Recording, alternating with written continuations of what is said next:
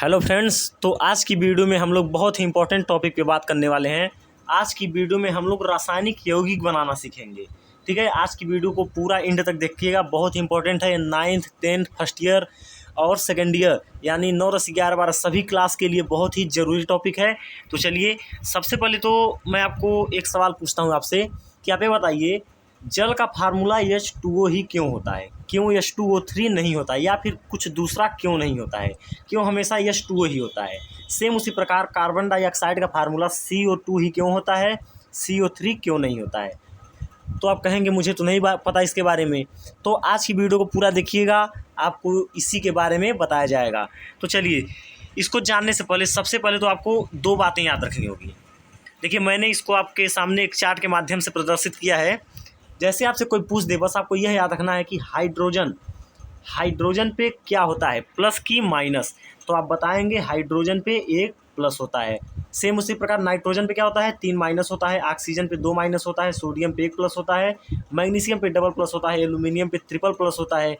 Potassium पे 1 plus होता है। इसी प्रकार आपके सामने कैल्शियम है, कैल्शियम पे 2 प्लस होता है। उसके बाद कापर है, कापर पे 1 प्लस भी होता है और कभी कभी 2 प्लस भी होता है। और आयरन है, आयरन पे 2 प्लस भी होता है और 3 प्लस भी होता है। देखिए, मैं ये क्या बोल रहा हूँ, सबसे पहले तो आपको यह याद रखना होगा। जैसे कोई आपसे पूछ दे हाइड्रोजन पे क्या होता है, प्लस की माइनस, तो आप बताएंगे 1 प्लस होता है। रासायनिक यौगिक बस इसी का खेल है, बस ये आप सीख गए तो आप समझिए रासायनिक यौगिक का निर्माण सीख गए। और उसके बाद आपको दूसरी बात याद रखनी है, कुछ प्रमुख यौगिकों को।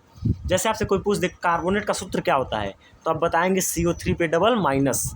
हाइड्रोक्साइड का सूत्र क्या होता है, OH पे डबल माइनस। नाइट्रेट का सूत्र क्या होता है, NO3 पे माइनस। क्लोरेट का ClO3 पे माइनस। परमैंगनेट का MnO4 पे माइनस। और सिलिकेट का फार्मूला होता है CSiO3 पे डबल माइनस। तो सबसे पहले तो आपको यह बिना कुछ सोचे समझे आपको यह याद करना है। और यह चीज़ भी कैसे आती है, इसको अगली वीडियो में बताया जाएगा कि आखिर हाइड्रोजन पे 1 प्लस ही क्यों होता है, नाइट्रोजन पे 3 माइनस ही क्यों होता है। ये सभी बातें आपको बताई जाएंगी, ठीक है। लेकिन उससे पहले आप लोग इसको याद रखेंगे। तो अब चलिए हम सीखते हैं कि इसकी सहायता से हम यौगिकों को कैसे बनाएंगे। तो सबसे पहले आप देखिए, हमको बनाना है कैल्शियम कार्बोनेट। कोई आपसे कह दे कि कैल्शियम कार्बोनेट का फार्मूला हमको बताइए क्या होता है, तो देखिए, अगर मान लीजिए आपने यह याद किया है, तो मैंने क्या पूछा है, कैल्शियम और कार्बोनेट। हमको दो चीज़ों की आवश्यकता है, एक तो कैल्शियम की जो यहाँ पर है, और दूसरी कार्बोनेट की हमको आवश्यकता है, ठीक है, जो कि कार्बोनेट यहाँ पर है।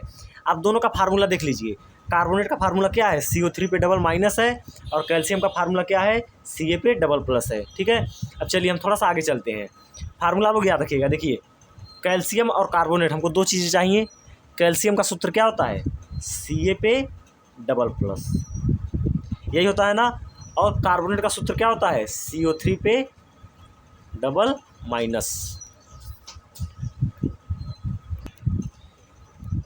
चलिए देखिए, वो शायद गायब हो गया, फिर से एक बार देख लीजिए। कैल्शियम पे क्या होता है, डबल प्लस होता है, और कार्बोनेट पे डबल माइनस होता है। इतना बातें तो क्लियर हो गई।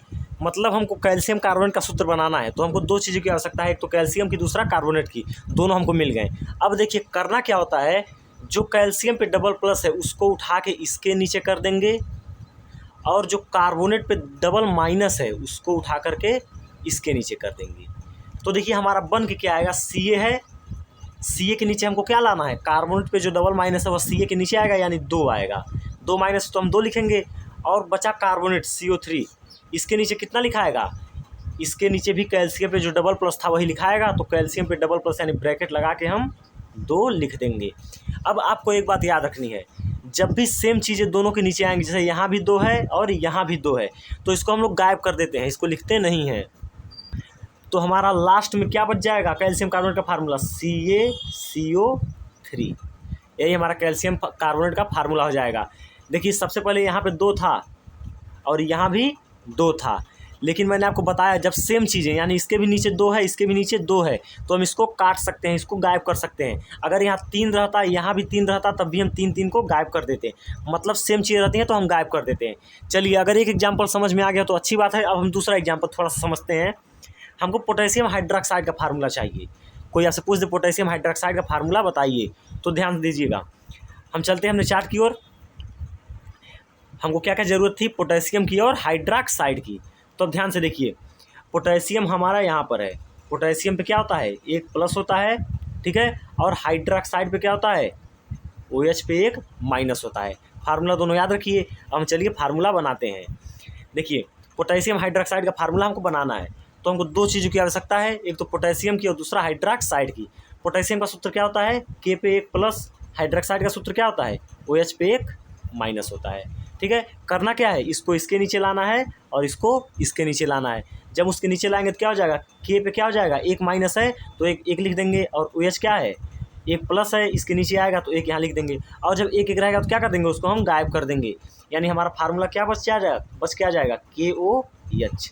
यही हमारा पोटेशियम हाइड्रोक्साइड का फार्मूला आ जाएगा। ठीक है, अब आपके सामने एक समस्या थी कि हम जल को H2O ही क्यों लिखते हैं, H2O2 क्यों नहीं लिखते हैं। यही शुरू में मैंने आपसे क्वेश्चन पूछा था ना, तो इसको देखिए, जल किससे किससे मिलकर बना है, हाइड्रोजन से और ऑक्सीजन से। यही H और O होता है उसमें। तो आप जानते हैं हाइड्रोजन पे क्या होता है, एक प्लस होता है, और ऑक्सीजन पे क्या होता है, डबल माइनस होता है। इसको जब आप ऊपर देखेंगे चार्ट में तो आपको दिख जाएगा, हाइड्रोजन पे एक प्लस होता है, ऑक्सीजन पे दो माइनस होता है। नियम क्या है, इसको इसके नीचे लाना है और इसको इसके नीचे लाना है। तो देखिए H कितना आ जाएगा, दो माइनस है तो दो लिख देंगे, और फिर O लिखेंगे, एक प्लस को इसके नीचे लाना है तो हम एक लिखेंगे, और एक को हम लिखें या न लिखें तो इसको हम गायब भी कर सकते हैं। तो क्या बच क्या जाएगा, H2O बच जाएगा। इसीलिए जल का फार्मूला H2O होता है। ठीक है, तो ये था कुछ बेसिक कॉन्सेप्ट यौगिकों को बनाने का। आप लोग अपने, अगर आपके पास बुक होगा तो उसमें देख के आप यौगिकों को हिंदी नाम देखिएगा और उसका फार्मूला अपने मन से बनाइएगा, ताकि आपकी प्रैक्टिस भी हो सके। मिलते हैं अगली वीडियो में, तब तक के लिए धन्यवाद।